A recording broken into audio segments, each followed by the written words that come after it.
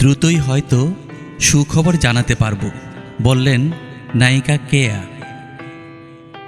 কদিন আগেই বিয়ে করে সংসারী হয়েছেন চিত্রনায়িকা সাবরিনা সুলতানা কেয়া।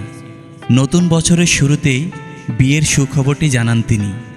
যদিও বিয়ের ছবি এখনও প্রকাশ্যে আনেননি এই নায়িকা।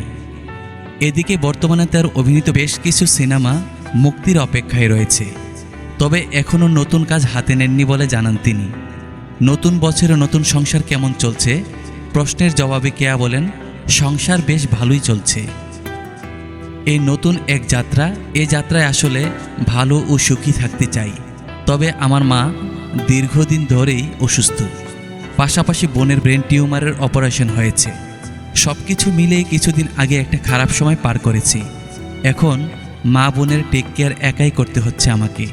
এ কারণেই আসলে নতুন কাজ হাতে নিতে পারিনি। তবে কি নতুন কাজ সহসা হচ্ছে না? কেয়া বলেন, একটু অপেক্ষা করছিলাম। আমার বেশ কিছু কাজ তো মুক্তির অপেক্ষায় রয়েছে। নতুন একাধিক সিনেমার কাজ নিয়ে কথা হয়েছে, ওয়েবের কাজের বিষয়েও আলোচনা হয়েছে। দ্রুতই হয়তো সুখবর জানাতে পারবো।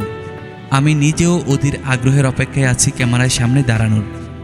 একটি ভালো কাজ দিয়েই তার শুরুটা করতে চাই।